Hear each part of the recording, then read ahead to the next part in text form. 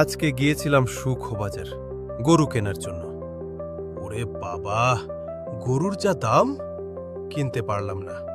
রোগা পাতলা গরু, তাও আবার 20,000 দাম। আর একটু ভালো হলেই তো কেল্লা ফতে। দারুণ মজার ব্যাপার, কিন্তু মানুষ দিন দিন লাভের হার বাড়িয়েই যাচ্ছে, একটা সীমাবদ্ধ নেই। কি আর করার আছে বলো, আর ওদের বাকি দোষ। রাস্তাঘাটে পুলিশ ডাকপাটি যা অত্যাচার, কত কত টাকা লাগে, তবেই না গরু এ হাট থেকেও হাট আসতে পারে। তুমি বলো, আমি শুনি। আর কত দিতে হবে তোমার এই গরুর দাম? চাইছো তো আকাশ ছোঁয়া দাম। এ দাম কি কেনা যায়? একটা কেনা বেচার দাম বলো, নইলে লাভটা একটু কম করলে। পারলাম না। দিন দিন যা দাম বাড়ছে, কেনা খুব মুশকিল হয়ে যাচ্ছে। ঈদের বাজারে তো আগুন হয়ে যাবে।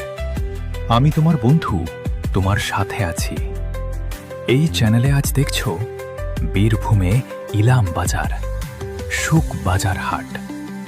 এটি একটি বিখ্যাত হাট, অতি পুরনো। না, আজ তো আর গরু কিনা হলো না। যাই, বাড়ি ফিরে যাই। রোজা রেখে বড্ড ক্লান্ত। গরু না কিনতে পেরে বুকে কষ্ট নিয়ে বাড়ির পথে রওনা হলাম। ভাবলাম পরের সপ্তাহে দেখা যাবে।